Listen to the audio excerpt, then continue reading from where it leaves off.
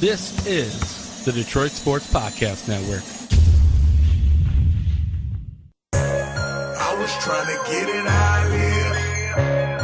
I want them dead presidents. I want to pull up, head spin, get it, get fly. I got 6 jobs, I don't get tired. I don't get tired.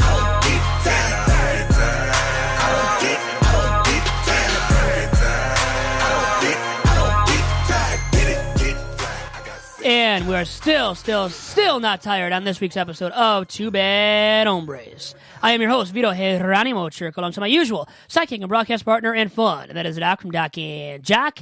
And, really quick here, Doc, I saw Rajon Rondo and Chris Paul got into a dust-up, and there was some spit involved. I was wondering if that spit could be used for my Little Caesars pizza the next time I get a pizza from Little Caesars. Always fights in these major rivalries, and it's interesting that Rajon Rondo denies it, and there's video proof that maybe he did He did. Come on, just admit it, bro. I mean, why can't you admit it, too? And he's denying it still. Again, he's denying it and saying Chris Paul's a no-good dude. Interesting.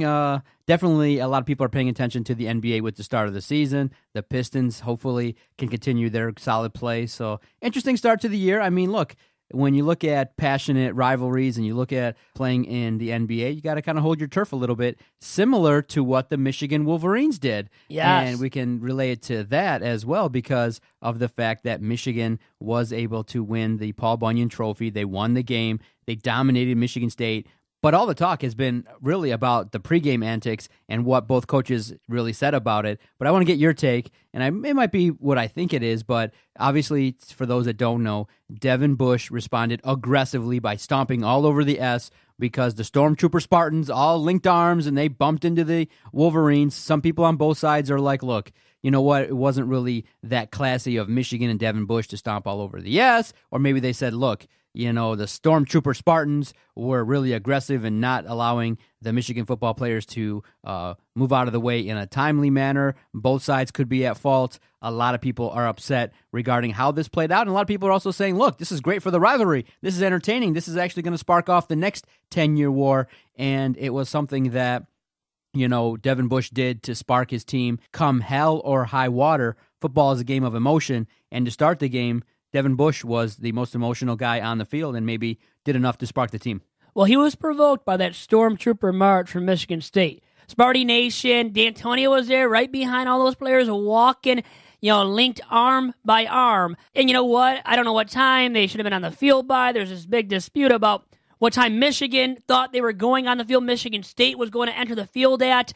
Nobody knows the truth right now, right? And it's a war of words that have ensued, and it's still not dying down. It's Tuesday that we're recording this podcast. It still hasn't died down. I mean, by the end of the week, next week, it still might not have died down, and it's ridiculous because it was just these players walking arm in arm, locked arm in arm with each other. I mean, and you hit a few players, and somebody's earbuds were knocked out. I think Lavert Hill's earbuds were knocked out. And that provoked Devin Bush, who I think was on the field. He was on the field, too, at that point, when they were locked in arm by arm, and it walked and collided with a couple of Michigan players. Nobody was hurt. It wasn't violent. And you know what? It's a mental edge kind of deal for Michigan State. I think Michigan State was trying to get Michigan riled up, get into their heads. MSU, Dantonio, and company were trying to get a mental edge on Michigan. Well, it didn't work out because Lewerke sucked. Come on. He really did. You have to admit that, Doc. But for Devin Bush to do what he did, I know he was provoked, and some players are more easily provoked than others. I know one thing, though. I wouldn't have done what he did. That was classless. Now, I don't know what you were thinking I was going to say. Maybe not that. I'm thinking you were thinking I wasn't going to say that because you think I'm all about the maize and blue. But I don't defend Devin Bush's antics there. Stomping on Sparty there at midfield before the game, even though he was provoked, and he definitely was. I can see where he was provoked. I don't stand for that. I don't advocate that whatsoever because I know I would have never done that, and if a player of mine would have done that, I would have been all over that player. Oh, man, similar to what I said on Doc and Jock, which airs every single Thursday on this network, DetroitSportsPodcast.com.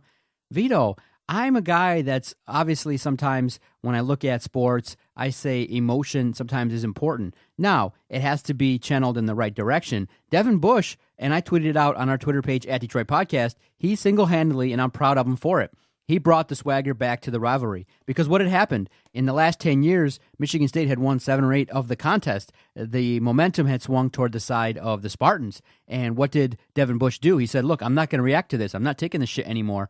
And he went out there and riled up his team. I absolutely love it. I'm pissed off at the Spartans who didn't go out there and tackle his ass. I'm livid at the fact that you got punked in your own house. I'm livid in that, obviously, the game was 7-7 going into the third quarter, and like I tweeted out, the next big play was going to be whatever was over 15 yards was going to win the game. Whoever executed a play over 15 yards, whether it be pass or run, was going to win. And it was then, obviously, 5 minutes later, it was a great pass from Shea Patterson to Donovan Peoples-Jones, over 15 yards, bam, they won the game.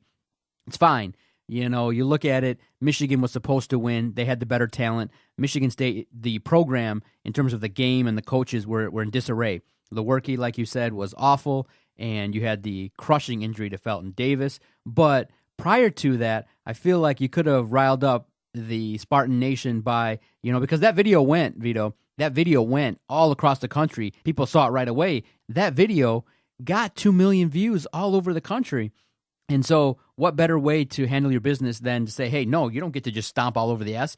A Michigan State administrator or somebody should have addressed Devin Bush and kicked his ass right then on the field is what I thought should have happened. But Michigan State, no, they didn't. They just, whether you believe Mark Dantonio was laughing or not. Both sides are planting their flags and defending each other's side. So that's not going to change. The rivalry is as heated as ever. I'm just disappointed that Michigan State didn't answer the call and they got punked. But for Devin Bush, all credit to him. I think that video is going to be shown for the next 10 years. And anytime Michigan wins, they're going to be hyped up. And I'm just happy that it's now being revealed, and you could admit it now too, Vito. Michigan State is a true rival of Michigan, and they cared. Oh, Michigan State has been a true rival. I think people that were saying that Michigan State wasn't a true rival or was a little brother when Michigan State was big brother for all those years. And like Chase Winovich, who has said it now? Multiple players have come out and said, oh, Michigan State's little brother now. We've made them our little brother again. What? One win? And their little brother? And 2 out of 4 years, Harbaugh's won in East Lansing. He won in 2016 too when MSU was way down, was 3-9. That doesn't even count to me. This is Michigan's first decent victory against a rival in the Harbaugh era. And his fourth year, he finally gets a decent victory against a rival. And it's U of M's first victory against a ranked opponent, right? A top 25 team on the road since 2006. So I guess it makes Harbaugh the best coach since Lloyd Carr officially. Now, I tweeted that out, courtesy of @Detroit Podcast on Twitter on Saturday. It got some reaction, I know, too, and I wanted that to happen. So, but yeah, I mean, it's one decent victory over a rival, man. Let's not get carried ahead and start calling MSU little brother.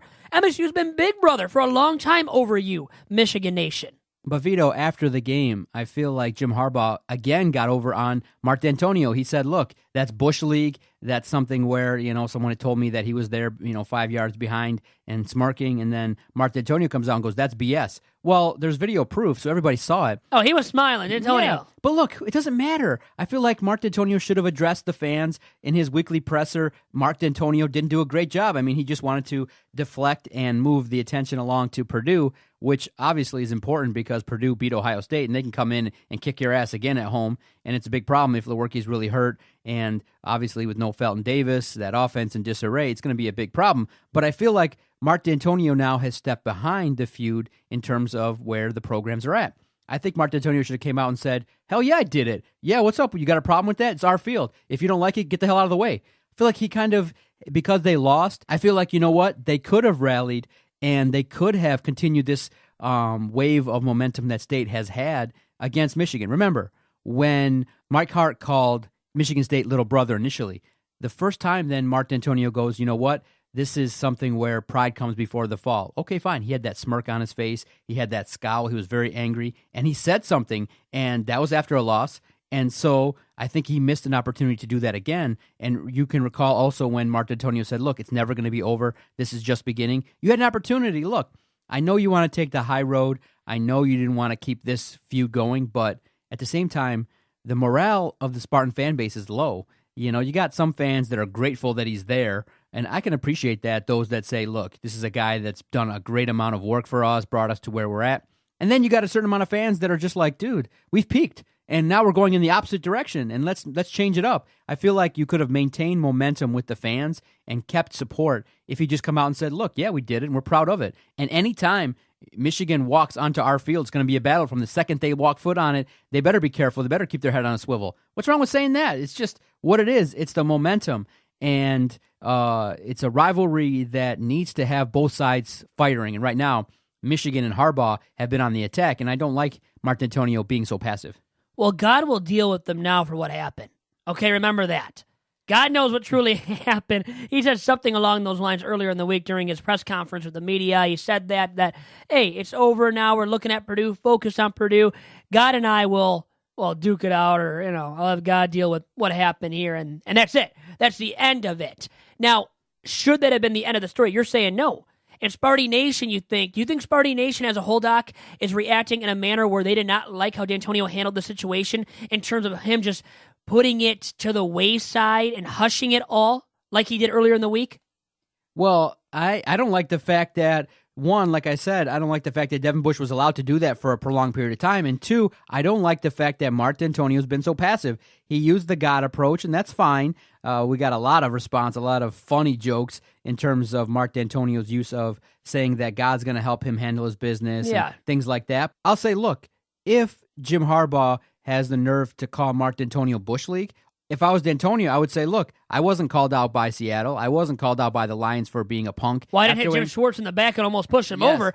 Harbaugh didn't have to do that either. Why are the Wolverines so butthurt that they got bumped? Look, if they want to handle their business, then move out of the way, and then there'll be no problems. That's all you got to do is put it back on them, and then they'll put it back on you, and then you keep it going. But so you like the back and forth. You wish that would have happened. But PR-wise, for the universities, for the programs, they're not going to handle it in that manner. They're not going to, because they're head coaches of a program, remember. They can't do that. Their ADs would get mad at them. Hey, I don't care. I say, look. Hey, you don't care, but Dantonio has to care because of his paycheck. Hey, Harbaugh has to care because of his paycheck, smiling. too. He goes, you don't like my smirk? I've been to the college football playoff. I've been whipping the Wolverines' ass for the last decade. And like he was really going to say that. Now, that would have been funny if he would have said that. I've been whipping their ass, man, for the last decade. If he would have said that in his presser, man, that would have gained a lot of attention. Exactly. He could have said, look, Michigan has had success with us in the last couple of years, but when you look at the last decade, we've had the best of the rivalry. Good luck to Michigan. We've been to the playoff. They haven't. So we've done everything first. We're just trying to regroup. We've had some injuries. We've had some problems, and we're just trying to go forward. You could say that. You could have some bravado. Look, you lost. Everybody saw you lost. And you have an excuse. You have a built-in excuse.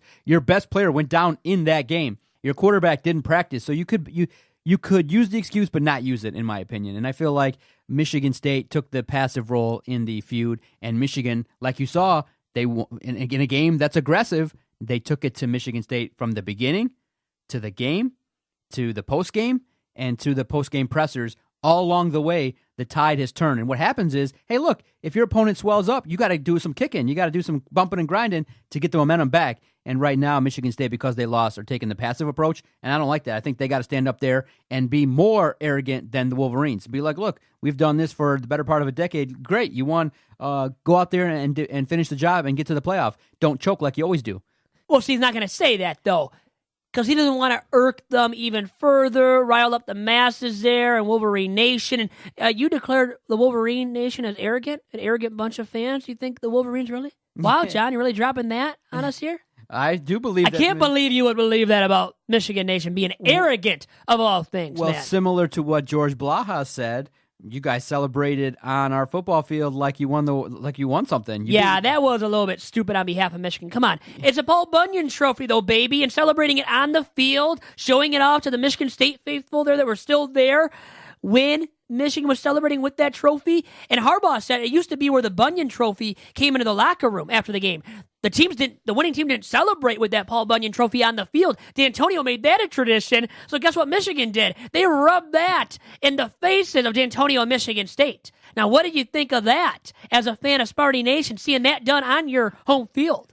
Now, Vito, there's no one more excited for next November than me, because there's a small chance maybe I'll get a chance to cover Michigan State at the Big House. I know for a fact that you'll be there, but it's going to be a fun rivalry. I do think should Michigan State regroup and get that victory, it's probably not likely based upon the fact that Shea Patterson will be there and Michigan is bringing in some quality recruits. But if it happens, oh my gosh, what's going to happen? Are they going to dance all over the field? It's going to just elevate the rivalry. In the next 5 years, the rivalry will be just at an all-time high with social media. You saw Joe Milton on Instagram showing part of the Jim Harbaugh speech. You saw the celebration. So it's just going to be fun with all the social media antics, with what we can do to promote it as well. I like the fact, I'm not one of these boring journalists that's just going to sit here and be like, let's just move on. Let's just talk about something else. Let's talk about Purdue. No. Well, you're a journalist, by the way. You just called yourself a journalist. I don't know if you're... No, well, I not with call a capital J. You said you're a journalist. No, Doc. Vito, you got to open up your ears. I said I'm not one of these journalists that is,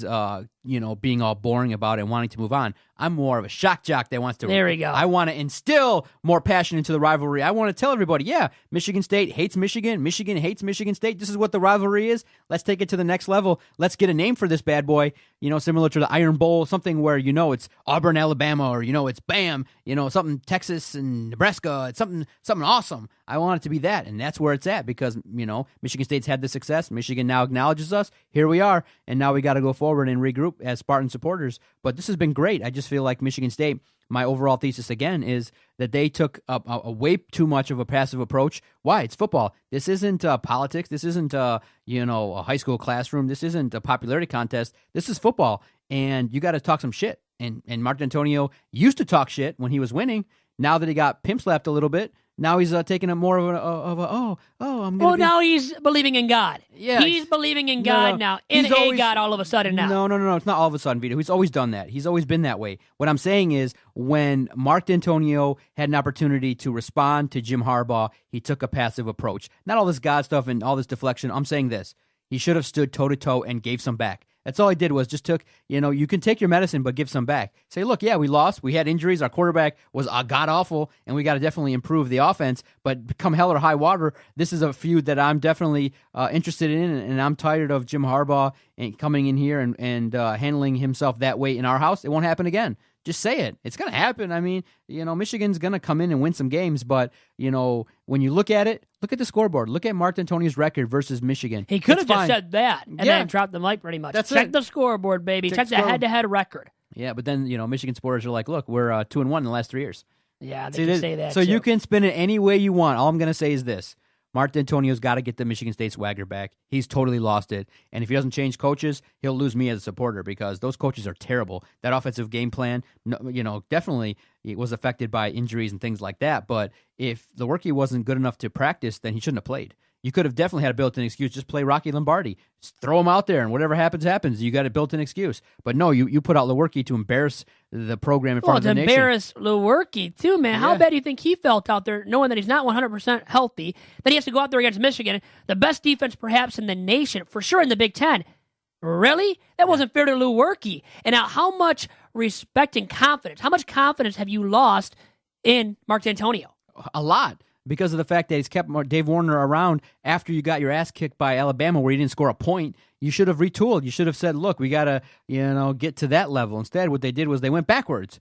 And, Vito, it's not okay to go backwards after you got to the precipice of some great success. You took a turn for the worse. And, of course, it's Michigan State. It's hard to continue to have success year over year, but you got to evolve. That offense is terrible. I mean, Shay Norling, host of the Monday Mashup, he wrote a 2,100-word essay on the state of the Michigan State offense, and it's god-awful, and I don't want to watch it. It's boring. It's terrible. And you look at it and you go, you were in that game 7-7, and you had opportunities maybe to take some momentum and ride it to a victory, but it didn't happen. And it won't happen.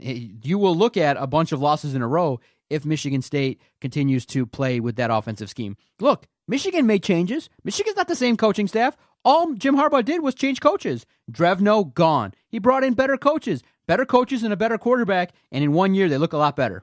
That's all Michigan State's got to do. Blow out Dave Warner, he's garbage, and address that offensive scheme where you're trying to run the ball 40 times. That's not going to work. It's just not going to work. Well, obviously it's not working. So you're saying that after the Michigan State game, you would have fired Dave Warner. Like this Monday, you would have axed Dave Warner for sure. Arizona State, I would have fired him. I would have said, look, this offense is terrible. Their decisions they made are terrible. I wouldn't even probably had him this year. I think after the Alabama situation, you should have retooled everything and brought in some guys that could handle their business. But now it's time. Overall, it's time, Vito, to let go of the offensive staff and start over and really regroup. And Vito, the biggest indictment, and we'll move on to the next topic, is this. You can't have a quarterback like Brian Lewerke have the level of success that he had in 2017 and then take a step back like that in 2018. Something's wrong. Lewerke looks like Maxwell. He looks like a guy that's god-awful. He looks like defeated. He looks hurt, defeated, you name it, right? It's unacceptable, and you can't have that. You got to have progression. When you don't have players progress in your program, that's a huge indictment on coaching, and that's a huge problem. And I'm not going to say injuries or anything like that because then he shouldn't be on the field. A guy like Lewerke can't look like that, and that's the product of what's going on with the scheme and what's going on with the Michigan State program. And a big bone that you have, too, with both programs is you don't want to see these guys being politically correct. The head coaches of the programs, you don't want to see them being politically correct. And you want to see the teams hate each other. And guess what? You call it hate week. Everybody calls it hate week, right? Michigan State. I appreciate this. I'll just say this to end our conversation about Michigan State. I appreciate that you can tell the coaches hate each other. On a genuine level, they hate each other. And we want to see that out of the Michigan and Michigan State headmen. Exactly. And Jim Harbaugh has taken the stance. I think that Devin Bush really did something great for the Michigan program by instilling some confidence and some swagger that was much needed, and Michigan State just didn't answer the bell. And that's embarrassing, and that's sad to say as a Spartan supporter. You answer that bell because you always have in the past. You always were about that swagger. So a guy's dancing on your field, you should have 10 guys kicking his ass right then and there, and that's what should have happened. And you would have been out there kicking his ass, too, or actually getting your ass kicked. But anyways, Michigan has an identity now. Yes. Through 8 weeks at 7-1 after losing week 1 to Notre Dame. I mean, look at how far Michigan has come, and I wanted to ask you this. Here's a topic. What's more impressive, Michigan getting to 7-1 after losing in week 1 to Notre Dame at ND, or the Lions losing that Monday Night Football contest to start off the season, and then now being 3-3? What's more impressive to you? What's more impressive is the Wolverines, because everybody was also kind of questioning what was going on with Michigan. And there's a lot of criticism regarding Shea Patterson.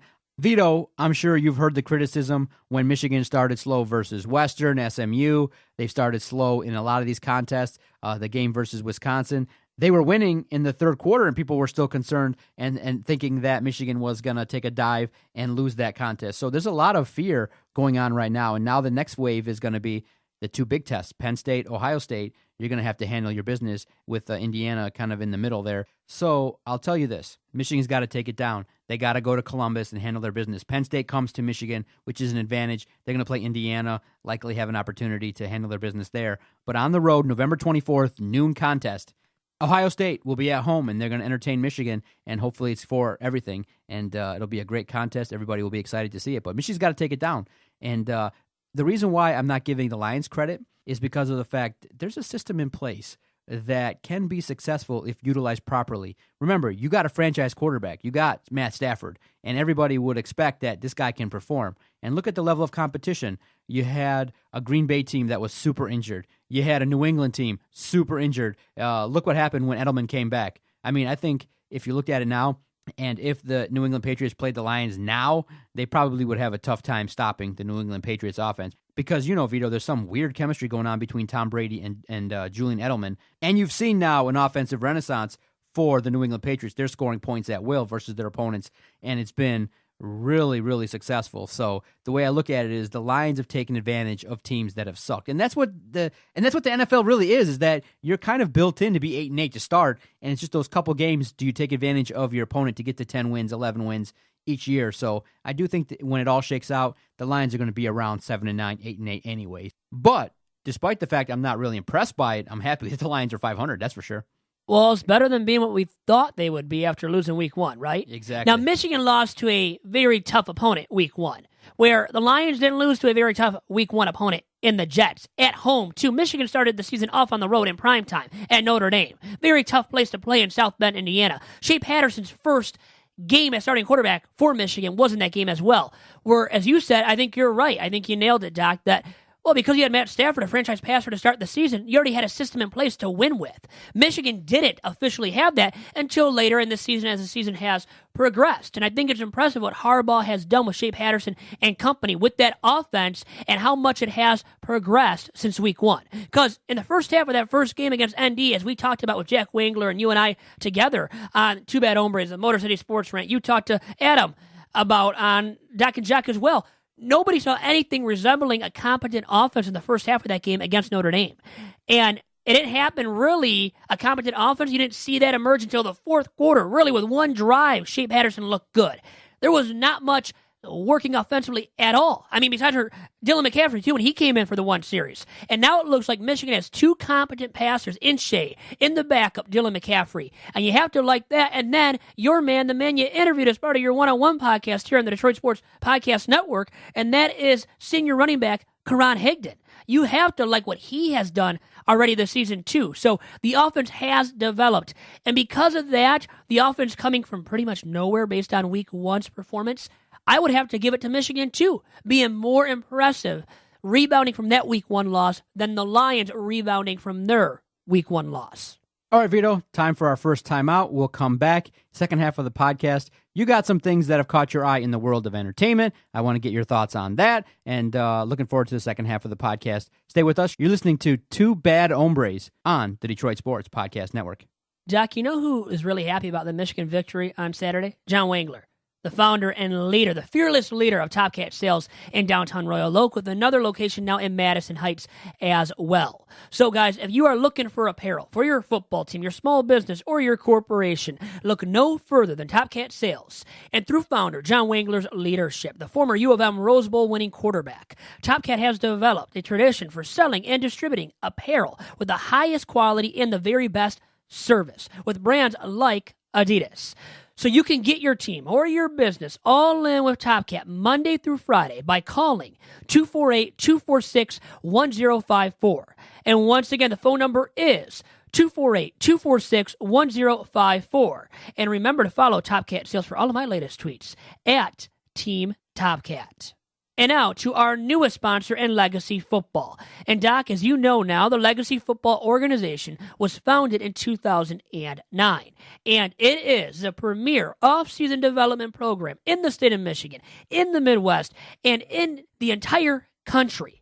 And it provides, as a football program, unique platforms for student athletes on and off the field through community service, social awareness, education, and football.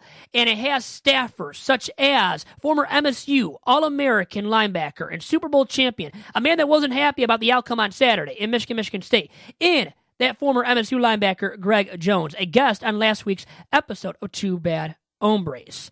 And to find out more information, Doc, and everybody out there about the Legacy Football organization, please contact National Director of Football, Justin Cesante, or go to its website of www.legacyfootballorg.com. All right, welcome back, everybody. Two Bad Hombres. You can follow the show page on Twitter at Two Bad Hombres, and we'll debut a new segment, the Two Bad Hombres Liked Tweet of the Week. Devin Gardner got in. A lot of people, which were good, a lot of Spartan supporters kind of cracked back on him a little bit. He was chirping. Now, if you recall, Devin Gardner didn't have a lot of success, was part of a really awful performance when I do believe Michigan State held Michigan to negative 49 total yards rushing. And everybody was cracking back, sending him pictures of himself crying when Michigan State handled it. And he was chirping a little bit. A lot of graduates of the University of Michigan were chirping, and he sent off a hilarious tweet that we liked in the debut edition of the Two Bad Hombres Liked Tweet of the Week. So here's this tweet now, okay, from Devin Gardner. Feel better, little shoddy fan. Get that sand out your vagina and get back in there, little buddy. Here's a hug with the smiling emoji and two hands out there expressing some love for little Shardy. Little Shardy, he said. Funny right there from Devin Gardner, who, by the way, went 1-4 against Michigan State in his career at Michigan. So a lot of people cracked back, and if you look at that tweet, a lot of people were not happy that Devin Gardner was chirping a little bit. But look, it's good for Spartan fans to reply a little bit, and good for Devin Gardner. I like that, little Shardy. What do you think of that blast, little Shardy? Interesting to say the least. Yeah, I thought, when you see some of that stuff, when you see these media guys tweeting, man, it's good stuff. And so, Vito, what do you make of this exchange? I loved it. I thought it was the exchange of the night. So Graham Couch is obviously a guy that covers Michigan State, and he was kind of, talking about how, Michigan State has the ability to be on the field and a little bit pro-Sparty. And so he was talking a little bit, and Chase Winovich kind of caught wind, and he sent out a tweet, and he said, hey, journalist Graham Couch, can you do me a favor? And Graham obviously caught the message and said, sure, what can I do for you? And Chase Winovich tweets him and goes, hey, why don't you carry this L? And, Twitter went ablaze, and he got roasted, and I thought that was great. Look, sometimes you can break that wall a little bit if you're an athlete and tweet some of the media members that talk a little trash. I say, why not? Respond to them. Hey, you see it on Twitter, so respond to it. and do it in a way in which you did it. I don't think it's fake at all. It's a guy that's emotional, and he took a little jab at the media. I think it's fun to kind of bring down the curtain of seriousness that all these journalists have, and I would do the same thing, and that was funny. I thought it was great, but props to you, Devin Gardner. You win the award of the Two Bad Hombres Liked Tweet of the Week. Good job there. Good job from Devin. Well, Vito, look at the funky timing of this. We were talking about Devin Gardner, and what happened was we tried to book him on the show, and I think we're going to dial him up. So let's get him on the phone and talk about some responses that he got and things like that. Let's dial him up. How cool is that? And it is former Michigan quarterback and wide receiver Devin Gardner joining us on this week's episode of Two Bad Hombres. And Devin, how are you doing after that Michigan victory in East Lansing over MSU? I'm doing great. Great victory for us, for University of Michigan, for fans everywhere, and it was a long time coming. And you've been breaking down film of these quarterbacks recently, so I've got to ask you about the play of the two quarterbacks that played in the game. I know Rocky Lombardi did too, but most notably Shea Patterson, and starting with him. What did you see from Shea? How would you evaluate his performance? I think he just continued on the path that he's been on since the beginning of the season, and more importantly, since the Notre Dame game. Right, he's proven that he can be trusted, and a lot can be put on his shoulders. And he's not a quarterback who's just not going to not lose us the game, but he's going to also help us win the game. And he was phenomenal on Saturday. I mean, obviously not his best outing, but because of the circumstances and the rivalry and everything like that, I think there was an amazing performance, and he should have a lot of kudos to him for that. And now, Devin, for State, Lewerke looked horrible. I mean, I'm not going to mince words here. And then he was pulled for Rocky Lombardi towards the very end of the game. And how would you evaluate his performance? That just didn't look good on the surface, obviously. Yeah, I mean, it didn't look good, and it looked good. It didn't look good as far as bad quarterback, good quarterback, whatever. But for me, Lewerke's been proven to be a very good quarterback, and I think he's played well in his career. The one thing that I point to, and I have pointed to a number of occasions, is they're asking him to do a lot more than any other Michigan State quarterback, at least in recent memory. And I say that because their defense is very good, right? I mean, it was a top rushing defense in the nation. Obviously, we kind of dismantled that notion, but it's not the defense of old, and I think it was proven on Saturday, right? They don't strike fear into the hearts of offenses anymore. And offensively, usually they can lean on a great offensive line and a very good running game to kind of push the team forward. And they don't have that right now. And so the quarterbacks of old in Michigan State, recent history, they were able to, not lose the game, right, and make a play when asked. And now Lewerke, in the two games prior to ours, he threw 51.5 passes on average, right? So that's 103 passes in only two games. And that's not the recipe for success of most quarterbacks, but especially a Michigan State quarterback. And so I think that he's a very good player, but some of his struggles have been because of what is asked of him. You need that solid balance, right, offensively. You need the ground game to be implemented, to be effective. If it's not, well, the quarterback's not going to be as productive as well. And I know you know that yourself, Devin, but want to transition back to Michigan football. Is this going to be the first Michigan team to win a Big Ten East title and Big Ten championship under Jim Harbaugh? I mean, that'd be great, right, because we brought Coach Harbaugh in to win us championships, win us games, win us these big games, right? And the ball has just bounced in the other team's favor a few times that he's had an opportunity to prove to the Michigan fan base that he can do that. And I think he's had our teams prepared. And like I said, some unfortunate happenings. We no need to go back, but we've seen some really bad calls in some games, right? We've seen a last-second punt that's taken back for a touchdown. And if those two occasions don't happen, we're looking at this entirely different on Harbaugh's part. And so I think he's done a great job, and a lot of people are dissatisfied thus far with how he's done, but I think he's done a very good job, and he's had the team prepared. And I think that this could be the year that we do finally get over that hump and get a chance to play in a Big Ten championship and actually win it.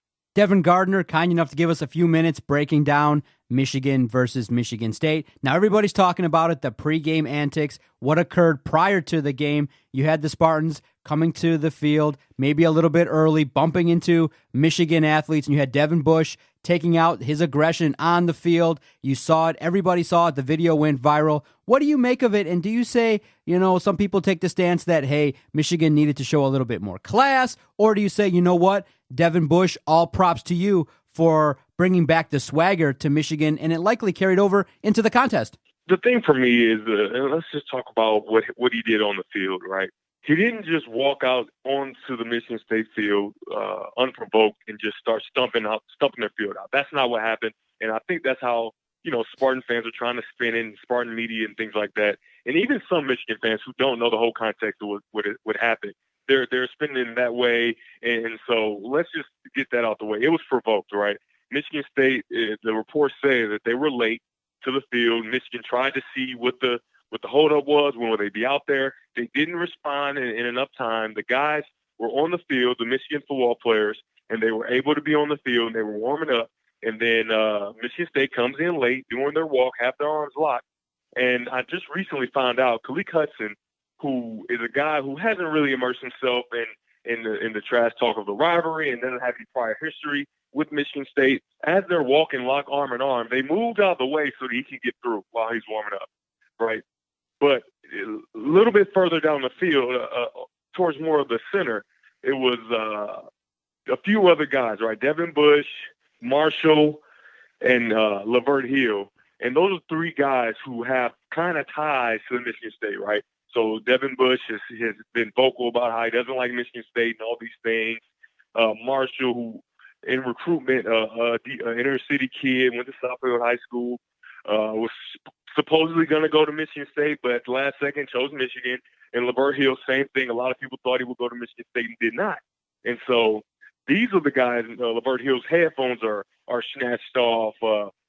Devin Bush, Marshall, they're kind of clothesline and all these things. And I think, obviously, when you're the culprit, you always overlook these things, right? So why is it that they could peacefully unlock arms, allow Khalid Hudson to walk through, but these other three guys were, there's no way they could get through, right? And for me, I don't think that them getting off the field would have been positive for Michigan in any way, right? Because that's just showing that you're once again, in the eyes of Michigan State, you're scared of us. We got your number, and we're walking on the field, even though we're late. Now you get off the field and allow us, right? And so I was so proud of Devin Bush and those guys for not allowing them to get that mental edge that, who knows, it could have changed the whole landscape of this game. And they made sure that wasn't allowed. And then Devin Bush took it a little further. And this is a guy who's going to back it up, right? And so, and I think guys are trying to make him out to be, I want to say a criminal, right? Like he vandalized their field, right? This is a football field where cleats are worn and the field's going to get messed up, right? And I'm pretty sure everybody knew it was going to rain that day. So it's going to be even worse than usual. And so I think he just gave it a head start, right? And for me, I'm very proud of him that he didn't get into a fight, right? Because usually something like that happens, like Coach Harbaugh said, it could have ended really bad, right? And he had to be held back, but he refrained himself. He didn't get into a physical altercation with the rest of the Michigan State Spartans, but he did stump on their field. And I think that clip is going to be showed from here on out during this rivalry, reminiscent of the Mike Hart little brother speech. Now, after the contest, everybody saw Michigan celebrated with the Paul Bunyan Trophy. The Michigan fan base super excited. But after the game, a little bit of talking by both sides, Michigan State on Twitter. You got some reaction in as well. Do you enjoy bantering back and forth on Twitter with the Michigan supporters and the Michigan State supporters? I've seen a couple tweets there. I've seen a couple tweets there that got a little bit serious there. Yeah, I mean, without question. I mean, I have no problem with it, right? Because at the end of the day, they can say, the last 10 years or 8 or not, however, whatever the record is, and that's all they're going to do. Every time we win, well, they're just going to go back to the past. But, they always say we don't live in the past, right? Because those are the years that they beat us, right? And so if you really want to go in the past, we dominate this rivalry by a large margin. So if that's what you want to do, that's fine. But if you want to stay more present, we did win this year, and so now they have to wait until whenever for them to get a chance to at least redeem themselves, right? And so Michigan fans, me, anybody, we have the upper hand at this point. and it's kind of comical. They try to get personal and they do all these things. So I'm giving out a bunch of hugs, because it doesn't bother me. I know they're just a little butthurt. And when you get dominated and have the worst performance offensively in the history of a Big Ten quarterback and in an offense as a whole, I would be very upset too. So I understand it. So I think some of the Michigan State fan base needs hugs. And so if you want to come to me and I'll give you a hug. I think I tweeted out that I was done responding for a while, but it was a lot of fun. Now, what 2 or 3 things have you seen on the field, maybe one thing on the offense and one thing on the defense? What's contributed to Michigan's winning streak at this point in time? I think it's a lot of different things, right? Offensive line's better, been playing better. Running game has been working really well. Shea's not making mistakes. He's making plays. But I think we can point to the dedication and the want to and the will to participate in the game, even though they're not always in it for the wide receivers, right? So they don't get a lot of balls. And that's something that, everybody's pointed to. We have really good receivers. We don't use them as much. And that's just not the way our team is built right now. But they very well could be the best group on the team, like as a unit. And so I think that the way that they chase down blocks from the opposite side of the field, and all of them do it, and when they're called to make a play, they always make a play. And it's usually a huge play, right? The 2 touchdowns that we had from those guys was phenomenal, Nico Collins and Donovan Peoples-Jones. And so I think that group has really developed and without a lot of reps, right? And so they're always called on to make a play for us, and they do. And when they're in the run game, they're making sure they're getting their blocks. And now Karan Higdon is able to make these big runs, right? I don't know what's the stat, but he's pretty high up there in the country as far as explosive plays over 30 yards goes, and he had another one on Saturday. And so a lot of that is because of the will to block, right? And you don't always see receivers with that will, and our receivers have it, and I think we can point to them as a big part of why we're successful, right? Because if those guys who are always looked at as prima donnas can get out there and get dirty, I think that everyone else can. And if those guys who aren't getting a lot of balls can make plays when called upon, I think that everybody else can too. And I think that's very contagious among the team. The defense is just great. I mean, there's nothing else. What else can you say, right? We got a leader in Devin Bush who's always backed up anything he said, right? He's coming down. He's putting his face on people with reckless abandon. And I think that's contagious. You got Josh Ross, who's James Ross's little brother. And James for years proved that he is not afraid to put his face on others. And now Josh is just carrying on that Ross tradition. And it's very exciting to see the linebacker play, the young guys on the deepest line stepping up with our arguably our best player not even able to play for the last 2 weeks. It's amazing to see how the defense continues to evolve. And they were so good in the beginning, and it's like, how could they get better? And somehow they've gotten better. So, Devin, I'll leave you with this. So you played at Michigan from 2010 through 2014. So you had multiple shots at Sparty. You got the chance to play against Sparty 5 times. So I wanted to ask you, who do you remember being the biggest trash talker from Michigan State? Biggest trash talker? I'm going to probably have to go with Denikos Allen and Darquez Denard. They were probably the biggest trash talkers. I got a chance to mix it up with Darquez Denard in the year I played receiver when we beat him in 2012, and he was a big time trash talker. And Denikos Allen visited me a number of times in 2013. So I got a chance to maybe not talk trash to him, but he talked a lot of trash to me, and he backed up every word. So those were 2 guys that I saw as pretty good trash talkers for the team. Now, Devin, all across social media, I'm seeing the Revenge Tour shirt. Nice shirt there. I know you're part of it. Where can fans, when they see this Revenge Tour shirt, where can fans go pick it up? We'll help you plug it. So actually tonight we'll be in Ann Arbor at the Beer Grotto on Ashley Street, downtown Ann Arbor, and we'll have some that you can just pick up and buy. But otherwise, you can go to DetroitOverEverything.com or the Instagram Detroit Over Everything, and the link is in the bio for you to go purchase them online. And so that's the 2 ways you can get it. I think Justin Rose is going to give out a few on his show coming up here soon, and so I guess you can win one there. But if you want to make sure you get one, you can be there tonight at 6:30 and try to get you one there. So, Devin, you were saying that Sparty fans were butthurt from Saturday and might need a hug. Well, John Macron, the other guy that you're talking to, he's a Sparty fan. He might need a hug from you. Without question. Devin, great stuff with you, man. Thanks for all the time, and we'll talk to you again soon. All right, thank you. Go Blue. And that was Devin Gardner, impromptu. Now, we didn't know if we would get him on the air with us. Well, we did. He provided some fresh feedback on the Michigan State rivalry, and I guess you need a hug. I mean, I think Devin, if he's willing to give them out, like I said, you could use a hug. I don't know if you were butthurt completely. I know you have been in the past. Hey, we both have been. But it was tough, man. It was a tough blow to Sparty Nation. I know, tough for you to see, to live through all that, to go through it last Saturday. And Sparty Nation, will it recover, man? Will it fully recover ever from that disappointing loss last Saturday, John? I do think so, but a lot of things have to take place. But there was very good stuff there from Devin. I think I appreciate you getting in there as well, some cracks, and that's what it's supposed to be about. That's what the rivalry is about. But like he heard that, you know what?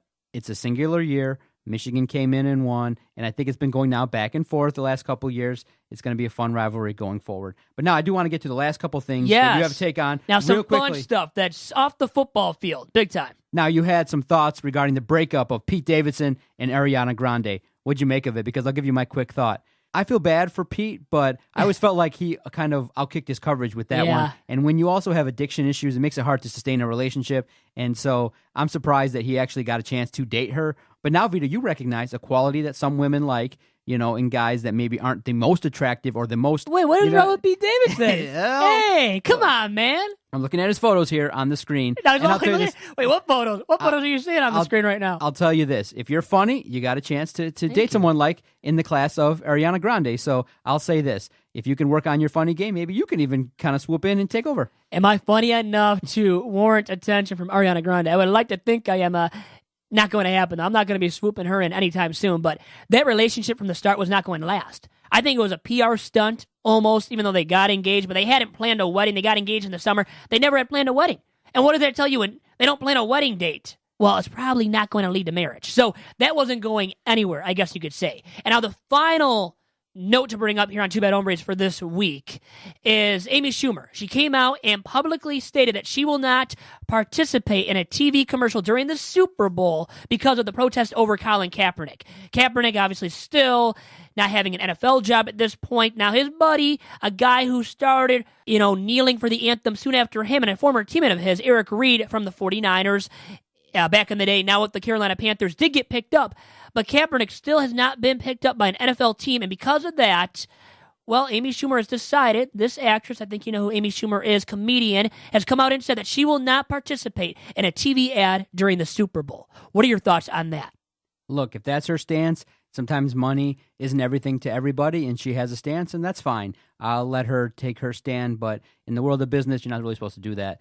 She's taking a stand, and maybe more people should. And I'll say this, she has every full right to make the decision to not take the money if she feels that it's just against her will and things like that. Look, whenever you do work, whenever you do commercials and things like that, you got to want to believe in the product. You got to want to believe in the message. And some people right now don't believe in the NFL. And so that's her right. So be it. But I'll focus in on the person that does take the gig. And let's make sure that, remember, that when you're doing commercials, it doesn't have to be political. You're just pitching a product. Yeah, I thought really over that, not to interrupt you, but I don't think there's a need to protest, the Super Bowl at all in terms of being an advertisement too during the Super Bowl.